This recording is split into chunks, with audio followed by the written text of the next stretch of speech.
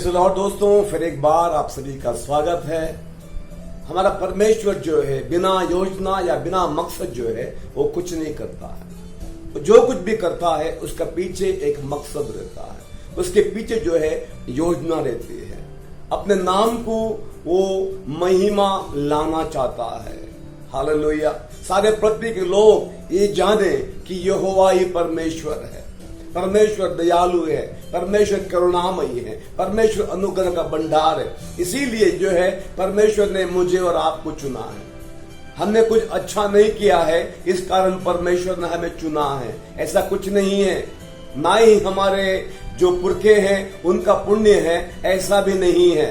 लेकिन परमेश्वर क्या कहता है, जिस पर मैं अनुग्रह करना चाहूं उस पर मैं अनुग्रह करता हूं, जिस पर मैं दया करना चाहूं उस पर मैं दया करता हूं। ये सिर्फ और सिर्फ जो है मुझ पर और आप पर जो है परमेश्वर की अनुग्रह आया है और परमेश्वर का दया आई है। Praise the Lord. इसलिए हम में से किसी को भी घमंड करने के लिए कोई वजह नहीं है कि मैं अच्छा था या मैंने कुछ पुण्य किए थे, इस कारण मुझे परमेश्वर ने चुना है। ऐसा घमंड करने के लिए किसी के पास भी कोई भी वजह नहीं है। हालेलुया। तो परमेश्वर जो है अपने मकसद के अनुसार, अपने योजना के अनुसार जो है चुनता है। हालेलुया। ताकि लोग जो है परमेश्वर को जाने जिसने सृष्टि रचाई है। हम देखते हैं यिर्मयाह का 29:11 में हम देखते हैं परमेश्वर के लोग जो है मिस्र देश के दबाव में हैं। उनके ऊपर जो है मिस्र देश का राजा जो है प्रभुता चला रहा है। उसके बाद हम देखते हैं जो बेबीलोन के जो राजा है उन पर अधिकार चला रहा है और वे जो है बहुत ही परेशान है, बहुत ही पीड़ा में है, बहुत ही दुखी हैं। क्योंकि जो है उनके ऊपर जो है दुश्मन राजा है, उनका अधिकार चल रहा है। और परमेश्वर जो है अपना नबी यिर्मयाह जो है उसके द्वारा जो है उनसे बात करता है। पुराने करार में हम देखते हैं परमेश्वर अपने नबियों को भेजता था, अपने याजकों के द्वारा परमेश्वर बात करता था। जो कुछ उसे कहना है, जो जिस रास्ते पर अपने लोगों को उसे ले जाना है या अपने लोग जो है उसके खिलाफ बगावत करते हैं, पाप करते हैं, परमेश्वर अपने नबियों के द्वारा जो है उन्हें बताता था उनकी गलतियों को। हालेलुया। तो हम यहाँ पर हम देखते हैं कि वो लोग दुखी हैं, परेशानी में है, पीड़ा में है और परमेश्वर जो है यिर्मयाह को अपने वचन के द्वारा उनके पास भेजता। और उससे पहले हम क्या देखते हैं, एक झूठा नबी है, उसका नाम जो है हनानियाह है। वो कहता है तुम्हें 2 साल के अंदर जो है इस दासत्व से, उस परेशानी से तुम्हें परमेश्वर निकालने वाला है। लेकिन हम देखते हैं वो नबी झूठा था, परमेश्वर ने उसे बात नहीं की थी। हालेलुया। तो इसलिए हमें भी बहुत सावधानी बरतनी है कि बहुत सारे झूठे नबी भी हैं। खास करके बाइबल बताती है अंतिम दिनों में जो है बहुत सारे झूठे नबी आएंगे और वो परमेश्वर के लोगों को जो है भरमाएंगे, वचन में लिखा है। Praise the Lord. तो इसलिए हमें जो है बहुत सावधानी बरतनी है, कौन सच्चा है कौन झूठा है। Praise the Lord. हालेलुया। जिस तरह से हम यीशु क्या कहते हैं, एक पेड़ को जो है तुम उनके फलों से तुम जानोगे क्या वो पेड़ अच्छा है या बुरा है। तो उनके फल बताते हैं क्या वो सचमुच परमेश्वर की ओर से है या नहीं। तो हम देखते हैं हनानियाह जो नबी, जो झूठा नबी था, उसके ऊपर परमेश्वर का क्रोध आ गया और वो बाइबल बताती है वो मर गया। लेकिन परमेश्वर जो है यिर्मयाह के द्वारा जो है अपने लोगों से बात करता है। और वो क्या कहता है कि परमेश्वर उन्हें उत्साहित करता है कि मैं जानता हूं उन कल्पनाओं को जो तुम्हारे विषय में करता हूं। हमें कभी कभी लगता है कि हम दबाव में हैं, हम परेशानी में हैं, हम पीड़ा में हैं। हमें लगता है कि परमेश्वर ने क्या मुझे छोड़ दिया है, क्या परमेश्वर ने मुझे त्यागा है। परमेश्वर नहीं कभी किसी को छोड़ता है, ना कभी त्यागता है। उसका वचन जो है अटल है। हालेलुया। स्वर्ग और पृथ्वी पे टलेगा लेकिन उसका वचन कभी नहीं टलेगा, वो बाइबल बताती है। तो परमेश्वर जो कहता है, यीशु क्या कहते हैं हम देखते हैं कि मैं ना कभी तुझे छोड़ूंगा ना कभी त्यागूंगा। लेकिन परमेश्वर जो है अपने मकसद को पूरा होने के लिए जो है अपने कुछ कामों को करता है, कुछ बातों को जो है हमारे जीवन में ले आता है, कुछ तकलीफें भी उसमें शामिल है। हालेलुया। जब हम रास्ता भटक जाते हैं, परमेश्वर क्या करता है, हमें फिर से सही रास्ते पर लाने के लिए जो है वो कुछ बातों को, कुछ हालातों को पैदा करता है ताकि हम फिर से जो है हमारी नजर जो है यहोवा पर रखें। हालेलुया। तो यहां पर हम क्या देखते हैं, परमेश्वर के लोग जो है मिस्र देश के राजा जो है उनका अभी राज उन पर चल रहा है, और उसके बाद हम देखते हैं बेबीलोन का जो राजा जो है उन पर राज कर रहा है। वो पीड़ा में है, परेशानी में है, उन्हें स्वतंत्रता आजादी नहीं है क्योंकि दुश्मन राजा जो है उन पर हुक्म चला रहे हैं और वो इंतजार कर रहे हैं कब परमेश्वर हमें आजाद करता है। तो कभी कभी हमें लगता है कि बहुत ये लंबा चल रहा है, लेकिन परमेश्वर जानता है मेरे दोस्तों, मेरे भाइयों बहनों, कि वो क्या कर रहा है। हम क्या देखते हैं, और उसके बाद जो है इजरायली लोगों को जो है छुटकारा नहीं मिला, लेकिन ये हुआ कि बेबीलोन का जो राजा जो नेबूकदनेस्सर जो है उन्हें अपने देश में जो है उन्हें बंधुआई बनाकर ले चलता है। हालेलुया। तो हम उसमें देखते हैं उसमें कौन कौन शामिल है। शद्रक, मेशक, अबेदनगो और दानियल नाम के जो है जवान जो है वो भी उसमें शामिल हैं। हालेलुया। और जैसा वो उस बेबीलोन में जाते हैं, बाइबल बताती है उनका नाम बदल दिया जाता है। Praise the Lord. उन चारों जो युवक जो हैं, उन दोस्तों का नाम जो है बदल दिया जाता है। लेकिन इस बात को आप ध्यान दें कि हमारा नाम चाहे बदल दे, हमारा रहन सहन बदल दे, हमारा जो पहनावा जो बदल दे, लेकिन दिल जो है वो उसकी जिम्मेदारी जो है हमारे हाथ में है। किसके प्रति जो है हम वफादार बने रहेंगे, ये जो है चुनाव जो है हमें करना है। तो हम क्या देखते हैं, शद्रक, मेशक, अबेदनगो और दानियल का जो है वहां पर नाम बदल दिया गया। उनके कपड़ों को जो है, उनका रहन सहन का तरीका है, उनका पहनावा जो है बदल दिया गया, यहां तक कि उनको वहां की भाषा भी सीखनी पड़ी। और लेकिन हम ये क्या देखते हैं, वो जो है वहां का राजा या वहां का जो सरकार जो है उनके दिल को बदल नहीं पाया। Praise the Lord. जहां पर भी थे, वो इजराइल में थे, यरूशलेम में थे, उनका दिल जो है परमेश्वर के प्रति वफादार था। और अब वो बेबीलोन में है, अपने देश से दूर है, वहां पर भी जो है उनका दिल जो है परमेश्वर के प्रति वफादार है। Praise the Lord. हम क्या सीख सकते हैं, कोई भी हालात क्यों ना हो, कोई भी पीड़ा हमारे जीवन में क्यों ना हो, लेकिन हमारा फर्ज क्या बनता है मेरे भाइयों, दोस्त, बहनों, कि हम जो है परमेश्वर के प्रति वफादार हम बने रहें। हालेलुया। जो भी हमारे जीवन में हो रहा है, हम यहां पर क्या देखते हैं, इन दोस्तों का, इन जो जवान जो है उनका कोई गलती नहीं है, लेकिन राजा जो है परमेश्वर से दूर चला गया, परमेश्वर के खिलाफ उसने बगावत की, परमेश्वर के खिलाफ जो है विद्रोह किया, उसका खाना जो है पूरे देश को उठाना पड़ा। और उस कारण जो क्या होता है, परमेश्वर जो है उन्हें दुश्मन के हवाले करता है, और दुश्मन जो बेबीलोन का जो राजा जो है इजराइल उनको अपने देश में जो बंधुआई बनाकर ले चलता है। इजराइल पर अब बेबीलोन के राजा का हुक्म चल रहा है, और साथ ही साथ जो उसके जो काम के लोग जो हट्टे कट्टे जो हैं, ताकि वो जो है उसके महल में या उसकी सेना में उसके काम आएंगे, ऐसे लोगों को चुनकर जो है वो अपने देश बेबीलोन में ले चलता है। Praise the Lord. लेकिन हम क्या देखते हैं, दानियल, शद्रक और मेशक और अबेदनगो जो है उनका दिल जो है परमेश्वर के प्रति वफादार था। भले उनका नाम बदल दिया गया, कोई फर्क नहीं पड़ता है, लेकिन दिल बदलने में वो असफल हुए।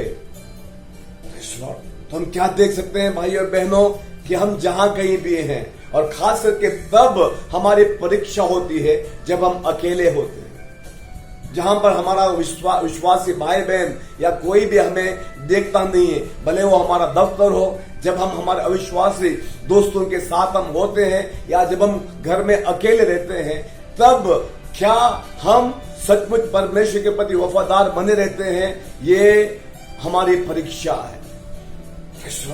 यहां पर इन्हें कोई देख नहीं रहा है, फिर भी हम क्या देखते हैं, इनका दिल जो है परमेश्वर के प्रति वफादार है।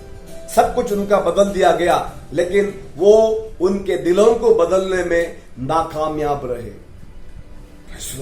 क्योंकि वो जानते थे कि परमेश्वर की योजना है। भले आज हम हमारे देश में नहीं हैं, हमें आजादी नहीं है, हम जो चाहते हैं वो हम नहीं कर सकते हैं, लेकिन आज हम दुश्मन राजा के जो है उसके हम अधीन हैं, और वो जो चाहता है वो हमें करना है। लेकिन फिर उसके बावजूद भी वो जानते थे हम जहां कहीं भी हैं, सारे पृथ्वी पर जो है परमेश्वर का राज्य है। सिर्फ इज़राइल में नहीं, हाँ वो इज़राइल का परमेश्वर है, लेकिन उसकी प्रभुता जो है, उसका अधिकार जो है पूरे पृथ्वी पर है।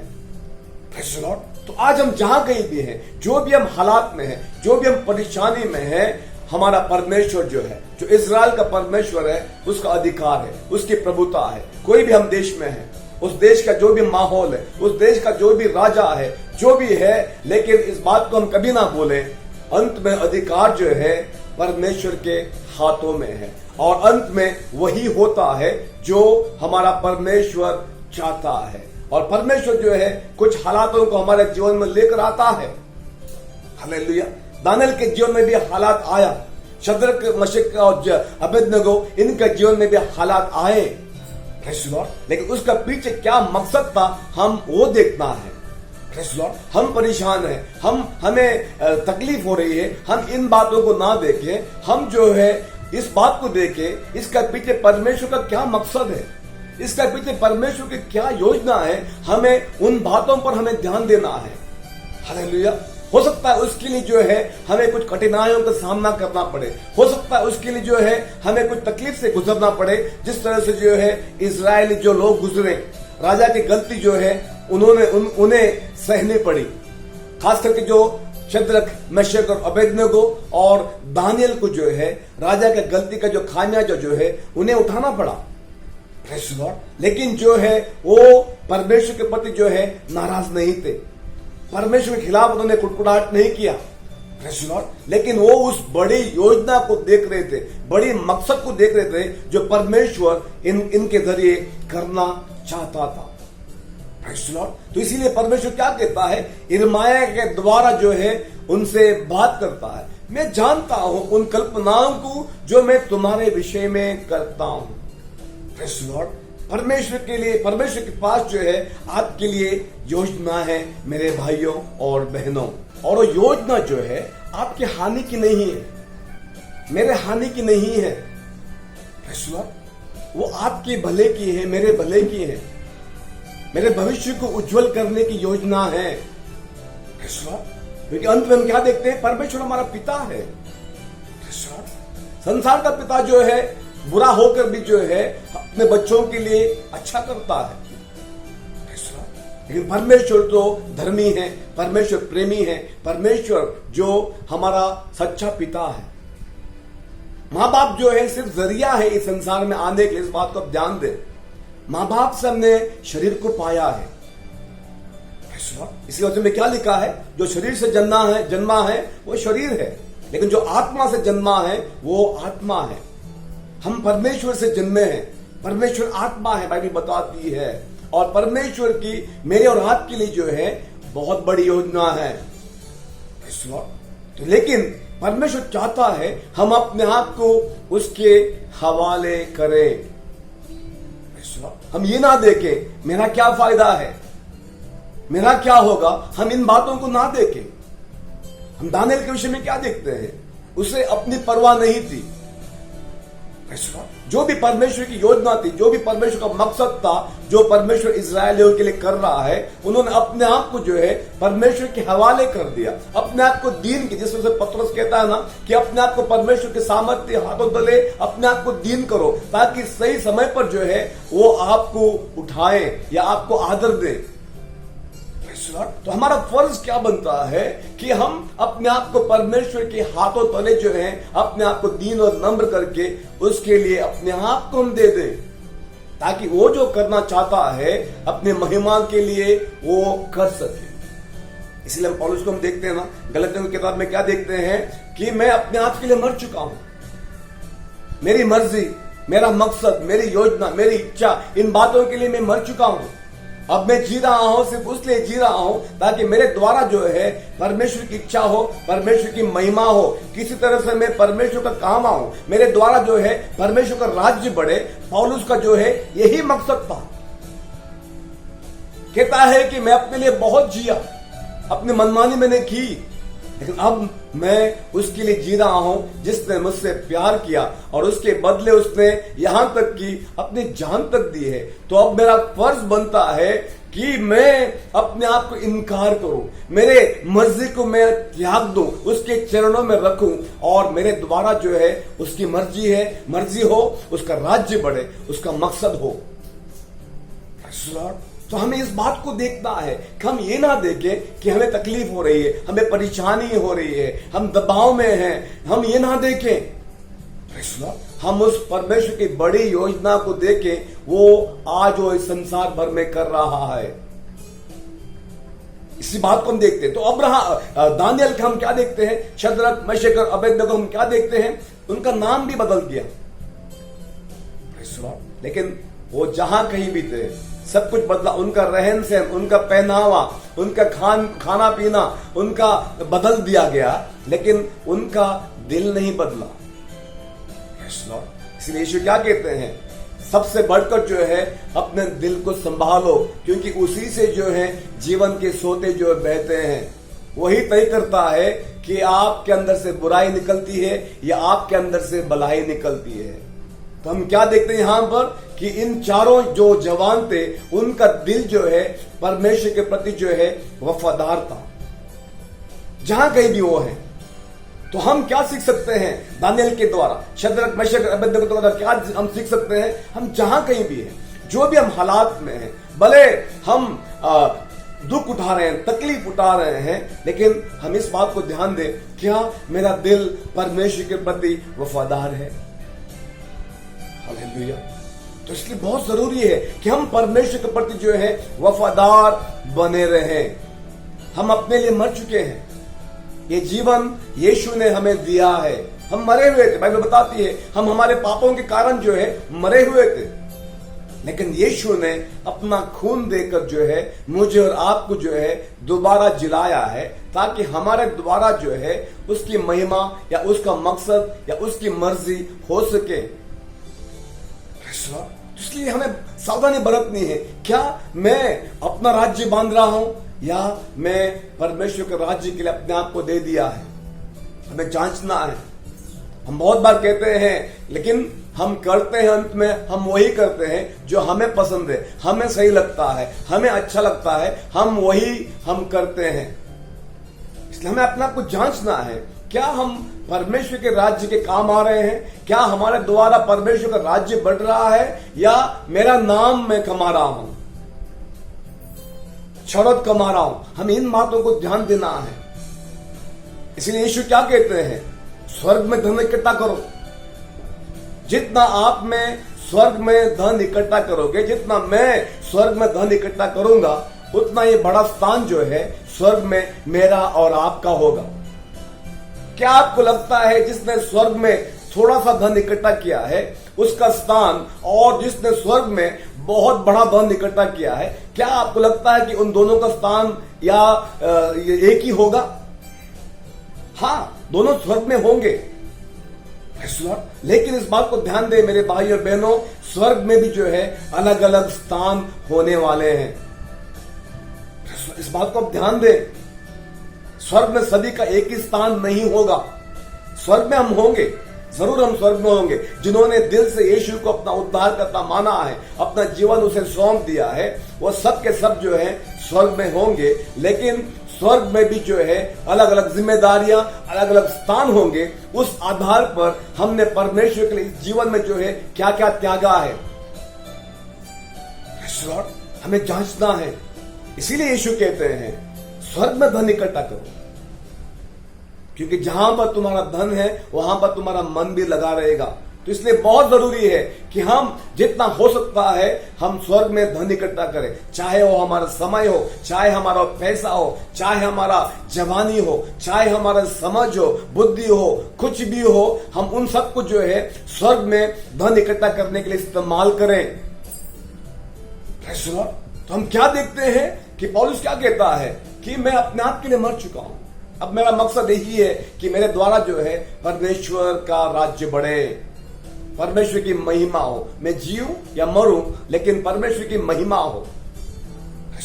और हम देखते हैं अंत में किस तरह से सालों जो पौलुस का जो मौत हो गई, हम देखते हैं एक समय था वो मसीहों को मार रहा था, लेकिन जब उसने परमेश्वर का आमना सामना हुआ, परमेश्वर के लिए मरने के लिए तैयार हो गया। वो बताता है अपनी कहानी, अपनी जो हाथ से उसके साथ जो हुए हैं, उसने जो सामना किया परमेश्वर के खातिर, वो सारी बातों को जो है अपने पत्रों में लिखा है, उसने हमने पढ़ा है कैसा उसने खतरे का सामना किया परमेश्वर के नाम की खातिर कभी भी, लेकिन परमेश्वर को उसने इनकार नहीं किया। उसके एक नबी नबूवत करता है, अगर तू यरूशलेम में जाएगा तुम्हारे जान को खतरा है, फिर भी वो आगे बढ़ता है परमेश्वर के नाम की महिमा के लिए। तो हम क्या देखते हैं रोमियो का 8:28 में हम क्या देखते हैं, जो परमेश्वर से प्यार करते हैं उनके लिए परमेश्वर जो है अंत में सारी बातों में भलाई उत्पन्न करता है। जो परमेश्वर से प्यार करते हैं, हमें परमेश्वर से प्यार करना है। कोई भी हालात हमारे जीवन में आई है, जो बातें परमेश्वर हमारे जीवन में होने देता है, लेकिन परमेश्वर नियंत्रण में है, उसकी मर्जी के बिना एक पत्ता भी नहीं हिलता है। यहां तक यीशु क्या कहते हैं, तुम्हारे सर के बाल तक गिने गए हैं। इतना अद्भुत, इतना महान हमारा परमेश्वर है। अगर उसकी मर्जी है वो बातें हमारे जीवन में होंगी, अगर वो उसकी मर्जी नहीं है वो बातें हमारे जीवन में नहीं होंगी, चाहे कोई कितना भी कोशिश करे। इसलिए बहुत जरूरी है, इसलिए क्या कहता है, हम उसे प्यार करें। और प्यार अपना भला नहीं देखता। हम देखते हैं पहला कोरिन्थियों का 13 अध्याय में हम क्या देखते हैं, प्यार कभी भी जो है अपना भला नहीं देखता है, अपना स्वार्थ नहीं देखता है, मेरा क्या फायदा है, मुझे क्या इससे मिलेगा, ये सारी बातों को सच्चा प्यार जो है या दैविक प्यार जो है वो कभी नहीं देखता है। वो हमेशा जो है दूसरों का भला देखता है। वही हम देखते हैं पहला कोरिन्थियों का 13 अध्याय में जो है। और जब हम परमेश्वर से इस तरह से हम प्यार करने लगते हैं, तब हमें अपनी परवाह नहीं रहती है मेरा क्या होगा, मुझे उसमें सफलता मिलेगी या मेरा नाम होगा, हमें कोई उसकी परवाह नहीं पड़ती है। लोग मेरे विषय में क्या कहते हैं, हमें कोई परवाह नहीं पड़ती। हमें सिर्फ इतना ही रहता है कि प्रभु मेरा जीवन तेरा काम आए, मेरा शरीर ये जो तेरा मंदिर है इसमें तेरी महिमा हो, और लोग जो है तुझे जान पाए प्रभु, और तेरा राज्य बढ़े, तेरा मकसद हो। वही वो जो इंसान जो परमेश्वर से सच्चा दिल से प्यार करता है उसका मकसद जो है वही रहता है। और वही कहता है पौलुस जो है पहला कोरिन्थियों का 13 अध्याय में वही कहता है, प्यार कभी भी अपना भला नहीं चाहता है, प्यार कभी बुरा नहीं मानता है, प्यार कभी अनरीति पेश नहीं आता है, प्यार जो है पुराने गलतियों को याद नहीं करता है। ये सब बातें जो है सच्चे प्यार की जो निशानियां हैं। जब हम परमेश्वर से इस स्थिति से प्यार करते हैं, हमें कोई परवाह नहीं मेरा क्या होगा, कोई परवाह नहीं है कि मेरे साथ क्या हो रहा है, लेकिन हमें यही दिल में रहता है या यही हमारा मन में रहता है कि प्रभु तू बढ़े मैं घटूं, मेरे जीवन से तेरी महिमा हो। हमारा मकसद जो है वही रहता है। तो पौलुस हमारे लिए उदाहरण है, दानियल, शद्रक, मेशक और अबेदनगो हमारा उदाहरण है। तो हम क्या देखते हैं, इन चारों के द्वारा जो है इतना बड़ा कार्य परमेश्वर ने उस बेबीलोन देश में किया कि यहां तक कि राजा ने ऐलान किया कि हमारे देश के पूरे लोग जो हैं दानियल के परमेश्वर की ही आराधना करेंगे। ऐसा अद्भुत कार्य जो है परमेश्वर ने इनके द्वारा किया। यहां तक कि जो है दानियल जो है उसे शेर की गुफा में डाल दिया गया, लेकिन उसने परमेश्वर को इनकार नहीं किया। यहां तक कि शद्रक, मेशक और अबेदनगो को जो है आग की भट्टी में भी डाल दिया गया, फिर भी उन्होंने जो है परमेश्वर के खिलाफ एक बात नहीं किया, ना ही उसने परमेश्वर को इनकार किया। वो कहते हैं हमारा परमेश्वर जो है इस आग की भट्टी से जो है हमें बचाने में सक्षम है। ये फिर भी अगर वो हमें बचाएगा नहीं भी, फिर भी हम वो नहीं करेंगे जो हमारे परमेश्वर को जो है दुखी करेगा। तो परमेश्वर के लोगों, हम सीख सकते हैं बहुत कुछ इन परमेश्वर के दासियों के द्वारा, जिन्होंने अपना जीवन जो है परमेश्वर के हवाला कर दिया। जो भी उनके जीवन में हो, लेकिन उनका यही मकसद था, उनका यही इच्छा था कि परमेश्वर का राज्य जो है उनके द्वारा बढ़े। लेकिन हम क्या देखते हैं, जैसे हमने यिर्मयाह का 29:11 में क्या देखा, परमेश्वर क्या कहता है, मैं जानता हूं उन कल्पनाओं को जो तुम्हारे विषय में मैं करता हूं, वो तुम्हारे भले की है, तुम्हारी हानि की नहीं है। हालेलुया। तो भला क्या है? इस संसारिक भले की परमेश्वर बात नहीं करता है। इस संसार में जो है हम हर एक को जो सच्चे मार्ग पर चलते हैं, दुख उठाना पड़ेगा, क्लेश उठाना पड़ेगा। हालेलुया। लेकिन परमेश्वर क्या देखता है? उस बड़े चित्र को देखता है जो आने वाले जो राज्य के बारे में, जहां पर मैं और आप जो है अनंत काल के लिए परमेश्वर के साथ जो है राज करने वाले हैं। बाइबल क्या बताती है? वहां पर कोई रोएगा नहीं, वहां पर कोई बीमार नहीं रहेगा, वहां पर कोई भूखा नहीं रहेगा, वहां पर कोई मरेगा नहीं। ऐसा राज्य जो है परमेश्वर ने मेरे लिए और आपके लिए तैयार रखा है। इसीलिए पौलुस क्या कहता है, उस महिमा के मुकाबले इस जग का जो क्लेश जो है पल भर का है। तो उस पल भर को जो है हम परमेश्वर के हवाले कर दें, उसके सामर्थ्य हाथों तले जो है हम अपने आप को दीन और नम्र करें, ताकि उस राज्य में जहां पर यीशु राजा राज करने वाला है और उसके साथ मैं और आप जो है उसके साथ जो है राज करने वाले हैं, हम उस बात को ध्यान में रखते हुए जो है अपने आप को जो है पूरी तरह से अपने आप को परमेश्वर के सामर्थ्य हाथों तले जो है हम दीन और नम्र करें, ताकि परमेश्वर जो है वो जो चाहता है वो ही करें। ऐसा यिर्मयाह में क्या लिखा है, वो कुम्हार है, हम मिट्टी हैं। कुम्हार मट्टी को अधिकार नहीं कुम्हार से पूछने का कि मेरे साथ तू क्या कर रहा है, क्योंकि कुम्हार तय करता है मिट्टी को क्या आकार देना है, किस काम का पात्र बनाना है, ये सब कुछ जो है कुम्हार तय करता है। मिट्टी का फर्ज यही बनता है कि वो अपने आप को कुम्हार के हवाले करे। हम जो है वो मिट्टी हैं मेरे भाइयों बहनों, और परमेश्वर जो है कुम्हार है, और वो जानता है हमारे साथ क्या करना है, हमें किस आकार देना है, हमें किस रूप में बनाना है, ये सब कुछ जो है वो तय करता है। लेकिन इस बात को ध्यान दें कि उसके पास जो है मेरे लिए आपके लिए जो है अच्छी योजना है। हालेलुया। बुरी योजना नहीं है। हमें नुकसान वो नहीं करना चाहता है, लेकिन हमारा वो भविष्य को जो है उज्जवल करना चाहता है। इस बात को ध्यान में रखते हुए वो हमारे जीवन में कुछ बातों को करता है, कुछ हालातों को आने देता है, लेकिन वो नियंत्रण में है। इस बात को ध्यान दें। हालेलुया। तो इस बात को ध्यान दें, परमेश्वर के हवाले करें अपने आप को, चिंता ना करें, परेशान ना हो, दुखी ना हो, लेकिन परमेश्वर नियंत्रण में है। वो कल भी परमेश्वर था, आज भी परमेश्वर है, और युगान युग जो है वही परमेश्वर है। उसे उसके परमेश्वर के स्थान से जो है कोई हिला नहीं पाएगा। इसलिए अपने आप को हम क्या करें, उसके हवाले करें। हालेलुया। इस वचन के द्वारा परमेश्वर जो है आपको आशीष दें और आपको जो है बलवंत करें। God bless you.